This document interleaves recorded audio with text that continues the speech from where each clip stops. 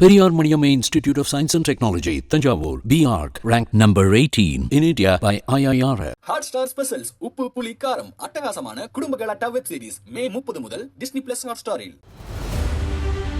Max Hair Clinic, India's leading hair regrowth experts.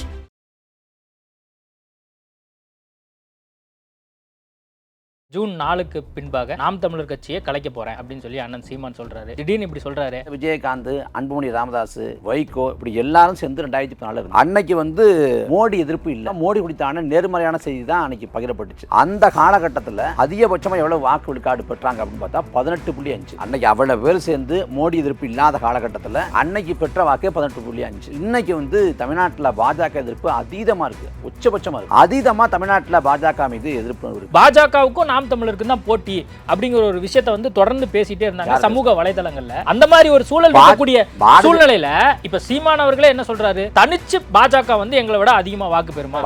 இதே மாதிரி 2016ல சீமான் அவர்கள் இதே மாதிரி நான் கட்சியை கலைச்சிருவேன் அப்படிங்கிற ஒரு விஷயத்த சொன்னார். பட் கட்சியை கலைக்கவே இல்லை.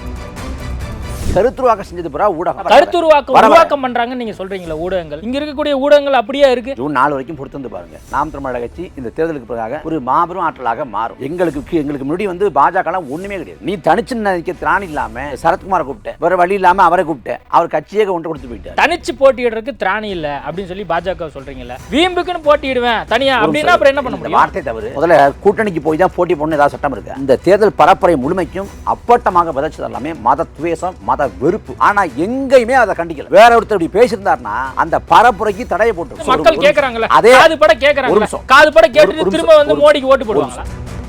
மாநாட்டுக்கு போவேன் அப்படிங்கிற ஒரு முடிவே சீமான் மத்தியில அப்போ விஜய்னா நம்ம அவர் கூட சேரலாம் அப்படிங்கிற ஒரு முடிவுக்கு வந்த மாதிரில தெரியும். மாநாட்டை கூப்பிட்டாங்கன்னா போவேன். நாஞ்சில் சம்பத்து அம்மா சொல்லட்டும் காத்திருக்கோம் அப்படிங்கிற மாதிரி அண்ணன் சொல்லட்டும்னு காத்திருக்கீங்களா எல்லாரும்? விரைவில் சீமான் அவர்களும் விஜய் அவர்களும் சந்திக்க போறாங்க. ஐபிசி தமிழ் நேயர்களுக்கு வணக்கம். இன்றைய நேர்காணலில் நம்மோடு இணைந்திருப்பவர் நாம் தமிழர் கட்சியை சேர்ந்த இடுமம் கார்த்தி அவர்கள். வணக்கம். வணக்கம். ஜூன் 4க்கு பின்பாக நாம் தமிழர் கட்சியை கலைக்க போறேன் அப்படின்னு சொல்லி அண்ணன் சீமான் சொல்றாரு. திடீர்னு இப்படி சொல்றாரு, நீங்கள்லாம் எப்படி பாக்குறீங்க? முழுசா என்ன சொன்னார்னு சொல்லுங்க. முழுசா என்ன சொன்னார்?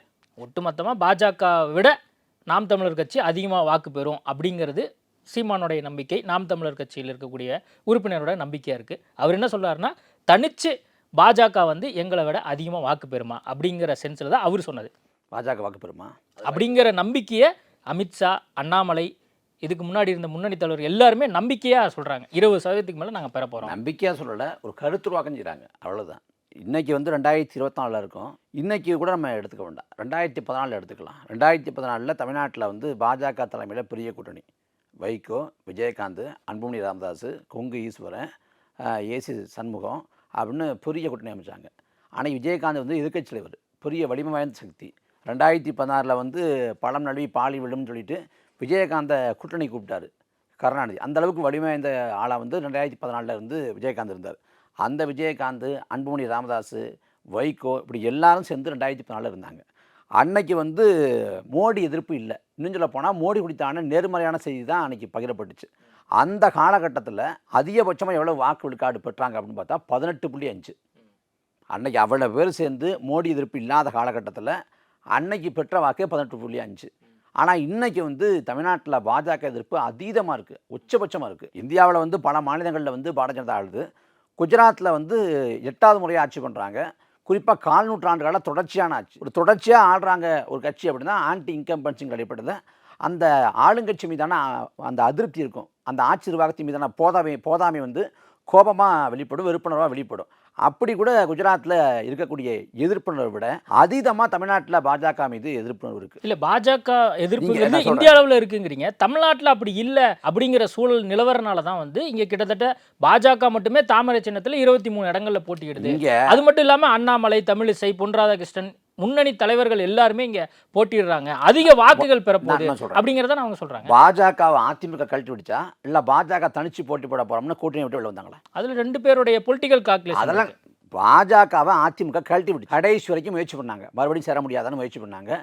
அதில் அமித்ஷா சொன்னார் கூட்டணி கதவுகள் திறந்தே இருக்கு அப்படின்னாரு. அண்ணாமலை ஒருபடி மேலே போய் கதவு மட்டும் இல்லை ஜன்னல் வரைக்கும் திறந்து வச்சுருக்கோம் அப்படின்னாரு. கடைசி வரைக்கும் முயற்சி பண்ணி அதிமுக கூட்டணி கதவை இறுதிக்கு சாத்திய பிறகு தான் வேறு வழி இல்லாமல் தனிச்சு போட்டிக்கிற முடிவு எடுக்கிறாங்க.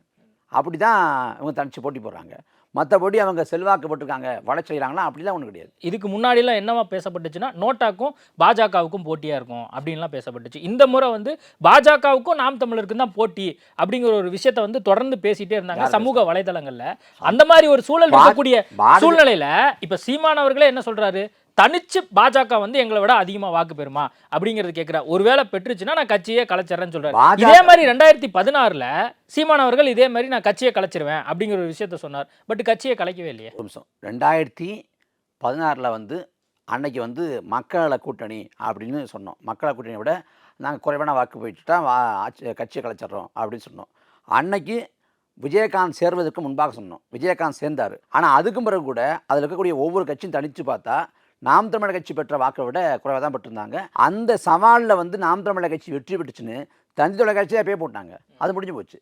இதில் வந்து பாஜக வந்து தமிழ்நாட்டில் வந்து 18 விழுக்காடு வாக்களை பெறும், 5 இடங்களை வெற்றி பெறுவாங்க, இவ்வளவு இதை பெறுவாங்க அப்படின்னு சொல்லிட்டு இந்த கருத்துருவாக்கம் செஞ்சது பிறகு ஊடகம். ஆனால் தமிழ்நாட்டில் அதற்கான வாய்ப்பே இல்லை. இல்ல கருத்துருவாக்கம் உருவாக்கம் பண்றாங்கன்னு நீங்க சொல்றீங்களா ஊடகங்கள்? இங்க இருக்கக்கூடிய ஊடகங்கள் அப்படியே இருக்கு. பாஜகவுக்கு சாதகமா செயல்பாடு பண்ணக்கூடிய இடத்துலயே ஊடகங்கள், தமிழ்நாட்டு ஊடகங்கள் திமுகவின் ஊதுகுழல் தான் செயல்படுது. அதுக்கப்புறம் ஒரு அழுத்தம் கொடுத்தா, ஒரு நெருக்கடி கொடுத்தா அவங்க பாஜகவுக்கு ஆதரவாகவும் வெண்சாமரம் வீசுவாங்க. இங்கே 18 விழுக்காடு தமிழ்நாட்டில் பாஜகவுக்கு வாக்கு வரும்னா அதற்கான முகாந்திரம் என்ன இருக்குது? தமிழ்நாட்டு மக்கள் எந்த அடிப்படையில் பாஜக ஓட்டு போடுவாங்க? பாஜகவால் ஏதாவது ஒரு விதத்தில் பயன்படுறாங்கன்னா ஓட்டு போடுவாங்க. இல்லை பாஜகவோட கருத்தோட்டத்துக்கு ஒத்து வர்றாங்கன்னா ஓட்டு போடுவாங்க. இங்கே பாஜகவால் தமிழ்நாட்டு மக்கள் பயன்பெறவும் இல்லை, பாஜகவோட அந்த கருத்தோட்டம் வந்து தமிழ்நாட்டில் ஈடுபடவும் இல்லை. அப்போ இருக்கப்ப தமிழ்நாட்டில் பாஜக எப்படி வாக்குவிடும்? ஒருபோதும் பாஜக வந்து தமிழ்நாட்டில் வந்து புதிய சக்தியாக வரப்போறது இல்லை. இல்லை, இப்போ நாம் தமிழர் கட்சி இந்த முறை ஒரு 7.5% அல்லது அதுக்கும் மேற்பட்டதோ வாங்குது அப்படிங்கிற மாதிரி வச்சு கொண்டாலுமே கூட இப்போ பாஜக அவங்க கூட்டணியா இருந்தாலுமே பாஜக 23 இடங்கள்ல போட்டிடுறாங்களே, அந்த ஒட்டுமொத்த கால்குலேஷன் போட்டியிடும் போது 8% பெற்றுச்சு அப்படின்னா அப்போ நாம் தமிழர் கட்சியை வந்து கலைச்சிருவாரா சீமானே? 7 நீங்களே முடிவு பண்ணிக்கிறீங்க. ஜூன் 4 வரைக்கும் பொறுத்து வந்து பாருங்க. நாம் தமிழர் கட்சி இந்த தேர்தலுக்கு பிறகாக ஒரு மாபெரும் ஆற்றலாக மாறும். எங்களுக்கு முன்னாடி வந்து பாஜகலாம் ஒன்றுமே கிடையாது. அவங்க வந்து என்னையேங்கிற சோதனையை போட்டு எங்கள் சின்னத்தை பறித்து இவ்வளவு அடக்குமுறை பண்ணியும் ஒடுக்குமுறை பண்ணியும் ஒரு அதிகார முறையீடு பண்ணியும் நாங்கள் மேலே இருந்து வந்துட்டோம். நீ தனிச்சு நினைக்க திராணி இல்லாமல் நீ வந்து சரத்குமாரை கூப்பிட்ட, வேறு வழி இல்லாமல் அவரை கூப்பிட்டேன், அவர் கட்சியே ஒன்று கொடுத்து போயிட்டாரு. இல்லை இப்போ தனிச்சு போட்டியிடுறதுக்கு திராணி இல்லை அப்படின்னு சொல்லி பாஜக சொல்றீங்கல்ல. இப்போ நாம் தமிழர் கட்சியை வந்து மற்ற கட்சிகள் கூப்பிடாம இல்லை. இப்போ எடப்பாடி பழனிசாமி சார்பாகவே வந்து அதிமுக சார்பாக கூப்பிடப்பட்டது அப்படின்னு சொல்லி சீமான் அவர்களே தெரிவிச்சார்ல. நீங்க வீம்புக்குன்னு வந்து தனியா வீம்புக்குன்னு போட்டியிடுவேன் தனியா அப்படின்னா அப்புறம் என்ன பண்ண முடியும்? வார்த்தை தவறு. முதல்ல கூட்டணிக்கு போய் தான் போட்டி போடணும் ஏதாவது சட்டம் இருக்கா? ஏதாவது விதி இருக்கா? கழகங்கள்லாம் தமிழ்நாடு யார் சொன்னா? நாங்கள் சொன்னோமா அவங்க சொன்னாங்களா? கழகங்கள்லாம் தமிழ்நாடு அப்படின்னா திமுக இல்லாத அதிமுக இல்லாத தமிழ்நாடு தான் அர்த்தம். நீங்கள் அதிமுக எப்படி கூட்டணி வச்சிங்க? நாம் தமிழர் கட்சி 2010 மே 18 கட்சியோடுங்கிற மாநாட்டில் அறிவித்தோம். தேசிய கட்சியோடு திராவிட கட்சியோடு கூட்டணி இல்லை, ஒட்டும் இல்லை, உறவும் இல்லை, நாங்கள் தனிச்சு போட்டி போடுவோம், இல்லை எங்கள் தலைமையேற்று வர்றாங்கன்னா அது குறித்து ஆலோசிப்போம்னோம். ஆனால் நாங்கள் அதில் உறுதியாக இருக்கோம், சமரசலாமல் இருக்கோம். இந்த 15 வருஷ பயணத்துலேயும் அப்படி இருக்கும். ஆனால் பாரதிய ஜனதா கழகங்கள்லாம் தமிழ்நாடுன்னு நீங்கள் கடைசியில் அதிமுக கூட்டணிக்கு போனீங்க. கடந்த காலத்தில் திமுகவோட 1999 கூட்டணிக்கு போயிருக்கீங்க, 2001 சட்டமன்ற தேர்தல் எதிர்கொண்டிருக்கீங்க, 2 கட்சியும் கூட்டணி போயிருக்கீங்க. ஒரு பக்கம் வந்து மோடி வந்து 2014 சொல்கிறாரு திமுக அதிமுக மாறி ஆண்டு தமிழ்நாட்டை கெடுத்துருச்சுங்கிறாரு. அமித்ஷா பேசுகிறப்ப வந்து ஊழல் மடிஞ்சிருச்சுங்கிறாரு. அப்போ எந்த கட்சி எந்த ஆட்சி? எல்லாம் திமுக சொல்கிறீங்க. அப்போ திமுக அதிமுக குற்றம் சமைச்சிட்டு அவங்களோட போய் நிற்கிறது வெக்கமா இல்லையா? நீங்கள் உண்மையிலே தமிழ்நாட்டில் பாஜக வளருதுன்னா தனிச்சிக்க வேண்டி தானே? ஏன் நிற்க மாட்ட முடியும் நம்மளால? அவங்களுடைய பொலிட்டிக்கல் கால்குலேஷன் வேறையா இருக்கு, நாம் தமிழருக்கு வேறையா இருக்கு. அப்படிதானே இதை புரிஞ்சு நீங்க தான் சொன்னீங்க வீம்புக்கு நிற்கிறீங்கன்னு. நாங்கள் வீம்பு நம்ம வந்து இல்லை, நம்ம 2%லேருந்து 8% வரைக்கும் வந்திருக்கோம். அது நல்ல வளர்ச்சி தான், அதுல எந்த மாற்று கருத்து இல்லை. நம்மளால கவுன்சிலர் கூட ஆக முடியல, பாஜகவால ஆக முடியுது. ஒத்த ஓட்டு பாஜகன்னு சொல்லிட்டு இருந்தோம். இப்ப சென்னையிலேயே ஒரு கவுன்சிலர் வந்துட்டாங்களே, அது மாதிரி நம்மளுக்கு வந்துட்டா பிரச்சனை இல்லையே. நாம் தமிழர் கட்சி தொடங்கப்பட்டு 14-15 வருஷம் தான். திமுக எடுத்த உடனே ஆட்சியத்தை கைப்பற்றல. 1949 தொடங்கி அவங்க 67 வெற்றி பெறாங்க. வெற்றி பெறப்ப அண்ணா சொல்றாரு, நம்ம குறுகிய காலகட்டத்தில் ஆட்சி அதிகாரத்தை பிடிச்சிட்டோம், இன்னும் பல காலம் போராடி பண்பட்டு பக்குவப்பட்ட பிறகு ஆட்சி பிடிச்சிக்கலான்னாரு. அவர் 18 ஆண்டு காலத்தையும் வந்து குறுகிய காலகட்டம்னாரு. 18 ஆண்டுங்கிறது ஏறக்குறைய 4 நூற்றாண்டு, அதையே குறுகிய காலகட்டம்னாரு. நாம் தமிழர் கட்சி 14-15 ஆண்டுலாம் நிற்கிது.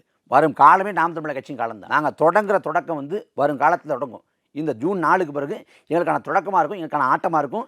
இந்த தேர்தல் முடிவுக்கு பிறகாக நாம் தமிழர் கட்சி குறித்தான பார்வையே ஒட்டுமொத்தமாக மாறப்போகுது. இல்லை, இப்போ நாடாளுமன்ற தேர்தல் இங்கே தமிழ்நாட்டில் நடப்பதற்கு முன்பாக என்ன பேசப்பொருள் இருந்ததுன்னா, பாஜகவுக்கு போட்டியாக நாம் தமிழர் கட்சி இருக்கும் அப்படின்னு வந்து பேசப்பட்டது. இப்போ அது தொடர்ச்சியா நீளுதே. இப்போ ஜூன் 4ஆம் தேதி வரைக்கும் அந்த பேசுறாங்க. யார் பேசுறாங்கன்னா தமிழ்நாட்டு ஊடகங்கள் பேசுது. தமிழ்நாட்டு ஊடகங்களுக்கு ஒரு நோக்கம் இருக்கு, ஒரு கருத்துருவாக்கம் ஒன்று செய்வாங்க.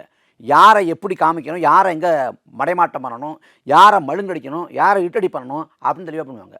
அதை வச்சு பேசவில்லை. நாம் தமிழர் கட்சி தொடக்க நிலையில் இன்னைக்கு வரைக்கும் எந்தவித அதிகார பின்புலமும் இல்லை. 10,000 கோடி எங்கள்கிட்ட காசு இல்லை. எல்லாமே எளிய பிள்ளைகள், சாமானிய வீட்டு பிள்ளைகள். நாங்கள் வந்து கடைசி நேரத்தில் சின்னம் பறிக்கப்பட்டு ஒரு புதிய சின்னத்தை பெற்று கொண்டு போய் சேர்த்து இவ்வளவு விழுக்காடு வாக்களை பெற போகிறோம், பெரிய அதிகாரத்தை நோக்கி நகர போகிறோம். ஆனால் பாரதிய ஜனதா 10,000 கோடி பணத்தை வச்சுருக்கு, மத்தியில் அதிகாரத்தை வச்சுருக்கு, அதிகாரிகள் பூரா துணையாக நிற்கிறாங்க. இருந்தும் கூட தனிச்சு நிற்கிற திராணி இல்லாமல் நீங்கள் 4 பேர் சேர்ந்துக்கிட்டு வர்ற. நாங்கள் என்னென்னா தனிச்சு நிற்கிறோம், எங்களுக்கு உயரம் தெரியுது. நீ 4 பேர் தோளில் நிற்கிற. இப்போ உனக்கு எனக்கு எப்படி இது பண்ண முடியும்? நீ எனக்கு கீழே தான் எப்படி வருவேன்? தமிழ்நாட்டில் வந்து பாரதிய ஜனதாவுக்கு நாம் தமிழர் கட்சியை பார்த்து என்ன பயம், என்ன கலக்கம்? எதுக்கு வந்து எண்ணெயை அனுப்பணும், எதுக்கு சின்னத்தை பறிக்கணும்? நோக்கம் ஒன்றே ஒன்று தான். நாம் தமிழர் கட்சி வாக்கு விழுக்காட்டில் உயர்ந்து மேலே போயிட்டா, நம்ம விட உயரமாக போயிட்டா நம்ம வந்து அடி வாங்கிக்கிறோம்னு தெரியும். அதனால தான் எண்ணெயை சோதனை போட்டாங்க. அதனால தான் வந்து சின்னத்தை பறிச்சாங்க. எண்ணெயை சோதனைக்கு என்ன முகாந்திரம் சொன்னாங்க? ஜெர்மனிலேருந்து ஒருத்தர், சீலன் முருகன் ஒருத்தர், அலைபேசியில் எனக்கெல்லாம் சொல்கிறது என்னென்னா, அலைபேசியில் கூப்பிட்டாரு, நான் அலைபேசி எடுக்கலை, அவர் எது கூப்பிட்டாங்கிறத விசாரணை. எனக்கு வந்தது ஒரு தவறி அழைப்பு, ஒரு மிஸ்டுகள், அவ்வளோதான். நாளைக்கு இதே தவறி அழைப்பு உங்களுக்கு வந்தாலோ, இல்லை பாஜக சேர்ந்த அண்ணாமலைக்கோ, கெச்ராஜாவுக்கோ, வானசீனிவாசனுக்கோ, தமிழிசை சவுந்தரராஜனுக்கோ வந்தால் அவங்களை கூப்பிட்டு 8 மணி நேரம் விசாரணை பண்ணுவாங்க. இந்த சம்பவம்லாம் நடந்துதான், அதெல்லாம் நம்ம பார்த்தோம். இல்ல நான் என்ன கேட்கறேன்னா, இது ஏதாவது கள அரசியல்ல வந்து ஏதாவது பிரதிபலிச்சுதா? அதெல்லாம் ஒண்ணும் இல்ல. நம்ம வந்து மக்களை பார்க்கறோம், மக்கள் அதெல்லாம் வந்து பார்க்க மாட்டாங்க. வேற கட்சியா இருந்தா பயந்துருப்பான், வேற கட்சியா இருந்தா ஒடுக்குமுறைக்கு இதா இருப்பான். நாம் தமிழர் கட்சி பயப்படல. நாங்க என்ன பயப்பட்டோம்? நாங்க சோதனை இது எதிர்கொண்டோம். அதை வந்து எங்களுக்கு ஒரு பட்சம் இல்லை எங்களுக்கு. ஆனா அவங்களை ஒடுக்க நினைச்சாங்க, எங்களுக்கு சின்னதா பறிச்சாங்க. சின்னத்தை பறிக்க வேண்டிய அவசியம் என்ன? பாஜக கூட்டத்தில் இருக்கக்கூடிய எல்லாருக்கும் சின்னம் கிடைச்சிச்சு. இல்ல பாஜக இந்த இடத்துல சின்னத்தை பறிச்சுன்னு சொன்னது எப்படி ஏற்றுக்கொள்ள முடியும்? தேர்தல் ஆணையம் வந்து நீங்க சரியா வந்து முன்னாடியா அவங்கள்ட்ட அனுமதி கேட்கல அப்படிங்கறதான தேர்தல் ஆணையம் சொல்லுச்சு. ஜி.கே. வாசன் 2016 என்ன சின்னத்தை போட்டி போட்டார்? தென்னந்தோப்பு சின்னத்தை போட்டி போட்டாரா?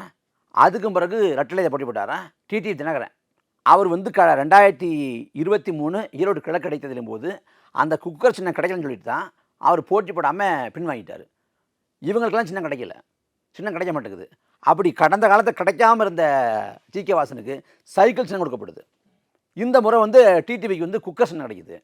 அந்த பக்கம் வந்து திருமாவளவனுக்கு சின்னம் கிடைக்கல, தேர்தல் ஆணையம் கொடுக்கல.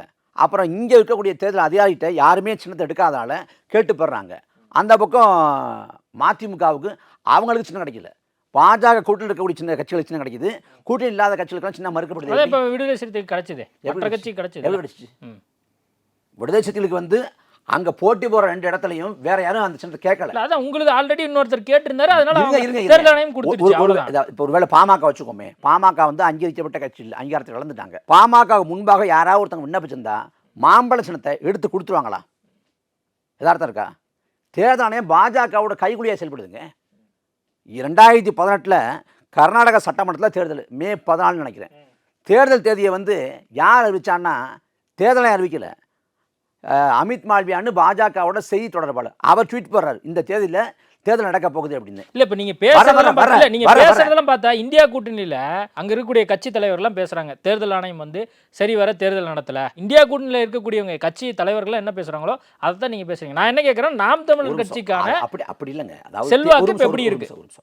தேர்தல் ஆணையம் நேர்மையாக செயல்படல, பாரபட்சமாக செயல்படுது. இன்னும் சொல்ல போனால் மோடி இந்த தேர்தல் பரப்புரை முழுமைக்கும் அப்பட்டமாக விதைச்சது எல்லாமே மத துவேஷம், மத வெறுப்பு. ஆனால் எங்கேயுமே அதை கண்டிக்கலை. வேற ஒருத்தர் இப்படி பேசியிருந்தாருன்னா அந்த பரப்புரைக்கு தடையை போட்டிருக்கோம். இல்லை நீங்கள் இப்படி சொல்கிறீங்க, இங்கே இருக்கக்கூடிய கட்சி தலைவர்கள்லாம் அப்படி சொல்லிட்டு இருக்காங்க, மத தேசத்தை வந்து பரப்புறாரு மோடி, அமித்ஷா பேசுகிறாங்க, பாஜக பேசுதுன்னு சொல்லி. ஆனால் வந்து அண்மையில் பிரசாந்த் கிஷோர் வந்து பேசும்போது, ஒரு தனியார் யூடியூப் பேசும்போது என்ன சொல்கிறாருன்னா, கிட்டத்தட்ட 310க்கு மேலே அவங்க ஜெயிச்சிருவாங்க அப்படின்னு சொல்லி அவர் ஒரு டேட்டா ஜெயிக்காம அது வேறங்க. இல்ல இப்ப மத தேசத்தை வந்து மக்கள் கேக்குறாங்கல்ல, காது பட கேக்குறாங்கல்ல, காது பட கேட்டுட்டு திரும்ப வந்து மோடிக்கு ஓட்டு போடுவாங்களா? அதே பிரசாந்த் கிஷோர் சொல்றாரு, 2014-19 தேர்தல் தவிர்த்துட்டு இந்த மத துவேஷத்தை அவங்க எல்லா இடமும் பேசியிருக்காங்க, அவங்களோட கோட்பாடே இதுதான், இவ்வாறு பேசுதான் வாடிக்கை அப்படின்னு அதே பிரசாந்த் கிஷோர் அந்த நேர்காணலில் சொல்றாரு. இப்போ என்ன கேள்வினா, மோடி வந்து பேசுகிறப்ப வந்து இந்து முஸ்லீம் பிரச்சனை அப்படின்னு திரும்ப இஸ்லாமிய மக்களை குறி வச்சு பேசுகிறாரு. அந்த காங்கிரஸோட தேர்தல் அறிக்கை வெளியிட்டப்ப இது முஸ்லீம் லீக்கோட தேர்தல் அறிக்கை போல இருக்குது அப்படின்னாரு. அதுக்கு பிறகு பேசுகிறப்ப வந்து காங்கிரஸ் கட்சி எல்லாத்தையும் பறித்து கொடுத்துரும், 2 எருமை மாடு இருந்துச்சுன்னா ஒரு எருமை மாட்டை வந்து பறித்து கொடுத்துருவாங்க, இந்த நாட்டுக்குள்ளே தேச விரோதமாக விடுனவங்க, அப்புறம் வந்து அதிகமாக குழந்தை பெற்றுக்கிறவங்க அப்படின்னு யாரை சொல்கிறாரு? முஸ்லீம்களை குறித்து சொல்கிறாரு. ராமர் கோயிலில் பேசுகிறாரு, ராமர் கோயிலை பூட்டிட்டு வாங்க, ராமர் கோயிலை இடிச்சிடுவாங்க, ராமர்னு பேசினா கைது பண்ணிடுவாங்க. இது முழுக்க பேச்சு, முழுக்க இது மட்டும்தான் இருக்குது. கடைசியாக ராமர் விடுபடலோடனே நானே கடவுள்ட்டார், ராமரே கைவிட்டார். அப்போ இப்படி வந்து ஒரு பிரதமர் வந்து ஒரு 3ஆம் தர பேர்வழி போல இவ்வளவு மத துவேஷத்தை ஒரு வெறுப்பை பேசுறாரு. இதை எப்படி தேர்தலை கண்டிக்காமல் இருக்கு? இப்போ நீங்கள் தேசிய அரசியல் கொண்டு போயிட்டீங்க, நம்ம தமிழ்நாட்டுக்கு வந்துடும். இப்போ ஜூன் 4க்கு பின்பாக நாம் தமிழர் கட்சியில் ஏதாவது மாற்றம் இருக்க போதா? நாம் தமிழர் கட்சி ஒரு பேராற்றலாக மாறும். தமிழ்நாட்டு ஊடகங்கள் வந்து பாரபட்சத்தோடு நாம் தமிழர் கட்சி அணுகுது, நாம் தமிழர் கட்சி இருட்டடி பண்ணுது. குறிப்பாக வந்து இந்த தேர்தலுக்கு முன்பாக வந்து நாம் தமிழர் கட்சி போட்டி போகிற செய்தியே மறைச்சாங்க, மும்முனை போட்டி அப்படின்னு போட்டாங்க. அதெல்லாம் மாறும். இதுக்கு பிறகு நாம் தமிழர் கட்சி தவிர்க்கவே முடியாத நிலைக்கு நாம் தமிழர் கட்சி போகும். பாரதிய ஜனதாவுக்கு அந்த ஊடகங்கள் மூலமாக உருவாக்கப்பட்ட அந்த போலியான பிம்ப கட்டுமானம் உடஞ்சி போகும். அண்ணாமலைக்கு பெரிய தமிழ்நாட்டில் பெரிய இருப்பு இருக்குது, பெரிய இது இருக்குது, ஒரு கருமாந்திரம் இல்லை.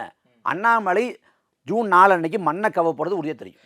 செய்தியாளர் சந்திப்பின் போது விஜய் தொடர்பாக வந்து சீமான்ட்ட கேள்வி கேட்கப்படுது. அதுக்கு அண்ணன் என்ன சொல்கிறாருன்னா, நானுமே வந்து மாநாட்டுக்கெல்லாம் கூப்பிட்டா கண்டிப்பாக நான் போவேன், ஐ எம் வெயிட்டிங் அப்படின்னு சொல்கிறார். அப்போது சீமான் விஜய் 2 பேரும் இணைவார்களா அப்படிங்கிற ஒரு எதிர்பார்ப்பு சாமானிய மக்கள் மத்தியில் இருக்குது. இதை நீங்கள் எப்படி பார்க்குறீங்க? அதாவது கமலஹாசன் வந்து அன்னைக்கு மக்கள் நீதி மையம் தொடங்கி அந்த சமயத்தில் வந்து நான் வந்து உங்களை பார்க்குறேன் அலுவலகத்துலையோ இல்லை கட்சி அலுவலகத்துலையோ இல்லை வந்து வீட்லேயே பார்க்குறேன்னப்ப நீங்கள் வர வேண்டாம், நானே வந்து நேரில் வந்து வாழ்த்துறேன்னு சொல்லிட்டு அண்ணன் போய் வாழ்த்திட்டு வந்தாங்க, வாழ்த்தி பேசிட்டு வந்தாங்க. அதே போல் கட்சி மாநாட்டுக்கு கூப்பிட்றாங்கன்னா கூப்பிட்டா போவேன் அப்படின்னாரு. மற்றபடி என்ன சொல்கிறது, கட்சி தொடங்கப்பட்டு அவர் கொள்கை என்ன, கோட்பாடு என்ன, கொள்கை முழக்கங்கள் என்ன, இடதுசாரியா வலதுசாரியா, எந்தவித அரசியல் பேச போறாரு, திராவிடம் பேச போறாரா, தமிழ் தேசியம் பேச போறாரா, இப்போ தமிழ் தேசியம் மாதிரியான அறிக்கைகள்ல சில விஷயங்கள் வருது அப்படிங்கறதையும் சில விமர்சகர்கள் பேச ஆரம்பிச்சு எல்லாத்தையும் பேசி அதுக்கு பிறகு நாம ஏற்றிருக்கக்கூடிய தத்துவம், நாம் வச்சிருக்கக்கூடிய கொள்கை முழக்கங்கள், நமது நோக்கங்கள் இதெல்லாம் ஒத்து அவங்க ஏற்றுக்கிட்டு வந்தாங்கன்னா அது குறித்து ஆலோசிக்கலாம். மற்றபடி ஒரு கட்சி தொடங்கி அது எல்லாத்தையும் அறிவிச்சு அதுக்கு மட்டும் தான் நம்ம அதெல்லாம் சொல்ல முடியும். இல்லை, இப்போ அந்த கட்சி கொள்கைகள் மற்ற விஷயங்கள்லாம் வந்து பொறுத்திருந்து பார்க்கலாம். ஆனால் மாநாட்டுக்கு போவேன் அப்படிங்கிற ஒரு முடிவே வந்து சீமான் மத்தியில் வந்து அப்போது விஜய்னா நம்ம அவர் கூட சேரலாம் அப்படிங்கிற ஒரு முடிவுக்கு வந்த மாதிரிலாம் தெரியுது. யார் வந்து சார்? விஜய் வந்தாரா? யார் சொன்னா? சீமான் தானே சொன்னார். மாநாட்டுக்கு அழைப்பதன் மூலமாக சீமான் அவர்கள் போவார் அப்படின்னா அப்போ விஜய் கிட்ட நம்ம போகலாம் அப்படிங்கிற ஒரு முடிவுக்கு வந்த மாதிரி கூப்பிட்டாங்கன்னா போவேன், கூப்பிட்டா போவோம், அவ்வளோதான். இல்லை, இப்போ திமுக கூப்பிட்டாவோ அதிமுக கூப்பிட்டாவோ பாஜக காங்கிரஸ் மற்ற கட்சிகள் கூப்பிட்டா கண்டிப்பாக போக மாட்டார். அது நட்பு ரீதியாக வேறு நிகழ்ச்சியில் பங்கேற்கலாம். ஆனால் கட்சியினுடைய துவக்க விழாவுக்கே நான் போவேன் அப்படின்னா இது என்ன மாதிரியான ஒரு புரிதலை உண்டாக்குது அப்படின்னு கூப்பிட்டா தாங்க போகணும். இதில் வந்து சொன்ன கமலஹாசன் வந்து கட்சி தொடங்குறப்ப அவருக்கும் வாழ்த்து தெரிவிச்சோம்ல, அது ஒரு அரசியல் பண்பு, ஒரு நாகரிகம். நீங்கள் மாற்று அரசியலுங்கிறீங்க, அவர் என்ன சொல்கிறது, திமுக அதிமுகவுக்கு காங்கிரஸ் பாஜகவுக்கு மாற்றான அரசியல் வர்றப்ப வாழ்த்துறோம், வரவேற்கிறோம், அவ்வளோ. இல்லை, இப்போ விஜய் வர்றதுனால சீமானுக்கு பாதிக்கும், நாம் தமிழருக்கு பாதிக்கும், அதனால் நம்ம இப்பயே வந்து அரவணைச்சிக்கலாம் அப்படிங்கிறதுக்காக சீமான் அவர்கள் இந்த மாதிரி ஒரு ஸ்ட்ராட்டஜி எடுக்கிறாரோ? அப்படிலாம் ஒன்றுமே கிடையாது. ரஜினிகாந்த் அடித்து ஓட வரட்டினது யார்? ரஜினிகாந்த் அரவணைச்சா போனோம். ரஜினிகாந்த் வந்து சீமான் பெரிய போராளி, அவர் பேச்சை கேட்டு நான் பிரமிச்சு போயிருக்கேன் அப்படின்னாரு. நாங்கள் அதுக்கே அசரில் ரஜினிகாந்தை கடுமையாக விமர்சித்தோம், எதிர்த்தோம். அப்புறம் இதெல்லாம் ஒன்றுமே கிடையாது. இல்லை, இப்போ ரஜினிகாந்த் ரசிகர்கள்லாம் வந்து பார்த்தீங்கன்னா எபோ 50 எபோ 60 அப்படி இருப்பாங்க. விஜயனுடைய ரசிகர்கள் கிட்டத்தட்ட சீமான் கட்சியில் இருக்கக்கூடிய ஏஜில் இருக்கிறவங்களா இருக்காங்க, அல்லது 18 வயசுக்கு மேலே இருக்கிறனால இந்த மாதிரி ஒரு விஷயத்த அவர் பேசுகிறார் அப்படிங்கிறதான பொதுவாக எல்லாரும் பார்க்குறாங்க. நமக்கு வந்து வாக்கு அரசியல், லாப நட்ட கணக்கு அதெல்லாம் பார்த்து பண்ணுறதில்ல. எது சரியோ, எது நியாயமோ, எது சரியாக வருமோ அதை தான் பண்ணுறோம். அதனால் வர்ற விளைவுகள்லாம் அப்புறம் பார்த்துக்கணும் நாங்கள் இருக்கோம். அதனால் இது வந்து என்ன சொல்கிறது, ஒரு அடிப்படை நாகரிகம், அவ்வளோதான். மற்றபடி அவர் கட்சி தொடங்கி எல்லாத்தையும் அறிவித்த பிறகு தான் ஒரு திட்டவட்டமான முடிவுக்கு வர முடியும். அதுக்கு நாம் ஒன்றும் பண்ண முடியாது. அதை தாண்டி நாம் தமிழர் கட்சி வந்து தமிழ் தேசியங்கிற தத்துவ முழக்கத்தை வச்சுருக்கோம். அதே போல் நாம் தமிழர் கட்சி ஆள்றப்ப எவ்வாறு ஆட்சியை போகிறங்கிறதுக்கு வந்து ஆட்சியின் செயல்பாட்டு வரைவுங்கிற ஒன்று வச்சுருக்கோம். ஆணுக்கு பெண் சமம் அல்ல, ஆணும் பெண்ணும் சமங்கிற முழக்கத்தை வச்சு சரிபாதி வாய்ப்பு பெண்களுக்கு வழங்குகிறோம். இப்படி நாம் தமிழர் கட்சியோட கோட்பாடுகள் இருக்குது. இதெல்லாம் ஏற்றுக்கிட்டு அவங்க வருவாங்களா அப்படிங்கிறத தான் பார்த்தா பொறுத்து தான் பார்க்கணும். அதுக்கு தான் முடிவு முடியும். அதான் விஜயனுடைய கொள்கைகள்லாம் எப்படி இருக்குது அதை பார்த்து தான் முடிவெடுக்க முடியும்னு சொல்கிறீங்க.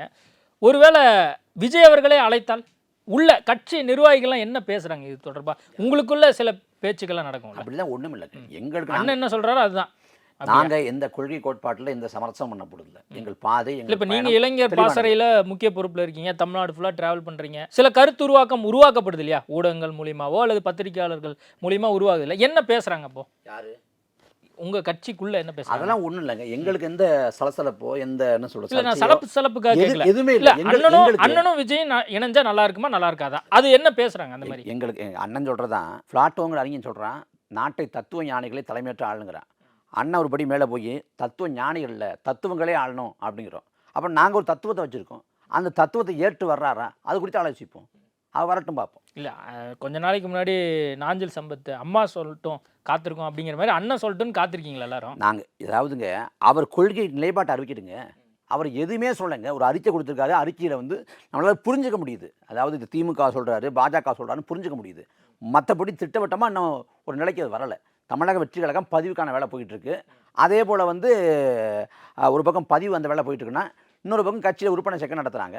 ஆனால் கட்சி மாநாட்டை அறிவித்து கொள்கை அறிவித்து கொடி அறிவித்து நோக்கங்கள் அறிவித்து யார் எதிரிகள்ங்கிற தீர்மானித்து அவர் எந்த வழியில் போக போகிறாரு, இடதுசாரியா வலதுசாரியாங்கிற சொல்லி எல்லாம் பண்ணப்பட தான் முடிவு தர முடியும். அதுக்குள்ளே சொல்லணும் அப்படி சொல்ல முடியும். இல்லை இப்போ உலக பட்டினி தினம் வந்து 234 தொகுதிகள்லையும் விஜய் மக்கள் இயக்கம் அதாவது தமிழக வெற்றி கழகம் சார்பாக விமர்சையாக கொண்டாடப்படணும், ஏழைகளுக்கெல்லாம் சாப்பாடு கொடுக்கணும் அப்படிங்கிற விஷயத்த வந்து அறிவிச்சிருக்காங்க. இதை எப்படி பார்க்குறீங்க? வரவேற்கிறோம், வாழ்த்துறோம். மக்களுக்கான மனிதநேய பணிகள் தொடரட்டும். அதேமாரி 10 மற்றும் 12ஆம் வகுப்பு மாவட்டம் தோறும் யார் வந்து நல்ல மதிப்பெண் பெற்றிருக்கிறாங்களோ கடந்த வருடம் வந்து மாணவர்களுக்கெல்லாம் வந்து ஊக்கத்தொகை கொடுத்தார். அதே மாதிரி இந்த வருஷமும் கொடுப்பார் அப்படின்னு வந்து சில செய்திகள் வந்துட்டு இருக்கு. இந்த மாதிரி மக்கள் பணி அதிகமாக இருக்கே, செய்யட்டும். வாழ்த்துக்கள். நல்ல பணிகள் செஞ்சால் வாழ்த்து தானே வேணும். வாழ்த்து. அதே மாதிரி விரைவில் சீமான் அவர்களும் விஜய் அவர்களும் சந்திக்க போகிறாங்க அப்படிங்கிற செய்தி வருது. சந்திச்சா அறிவிப்போம். இல்லை மறைமுகமாக வேற எங்கேயும் ஹோட்டலில் அது மாதிரி எதுவும் சந்திச்சிருக்காங்களா? என்ன அப்படி என்ன மறைமுகமாக சந்திக்க என்ன இருக்குது? அதெல்லாம் ஒன்றும் இல்லை. சந்திச்சா அறிவிப்போம். இல்லை அங்கே இருக்கிறவங்க யாரும் வந்து இது வரைக்கும் யாரும் பேசலையா? அதாவது நாம் சொல்லிட்டோம், நிலைப்பாடு என்னன்னு சொல்லிட்டோம். அதாவது குழந்தை ஆனா பெண்ணான்னு தெரியறதுக்கு முடிய பேர்வைன்னு அப்படி பேர் வைக்க முடியும். அந்த மாதிரி வந்து அவர் அறிவித்து வரட்டும், கட்சி அறிவித்து வரட்டும், வந்த பிறகு பார்க்கலாம் அதெல்லாம். ஓகே, நிறைய விஷயங்கள் குறித்து பேசியிருக்கோம். நேர்காணல் கொடுத்ததுக்கு மிக்க நன்றி. நன்றி. Periyar Maniamma Institute of Science and Technology, Tanjavur, BArc, ranked number 18 in India by IIR. Hot star specials உப்பு புளி காரம் அட்டகாசமான குடும்ப கலாட்டா வெப் சீரிஸ் மே 30 முதல் டிஸ்னி பிளஸ் ஹாட் ஸ்டாரில். Max Hair Clinic, India's leading hair regrowth experts.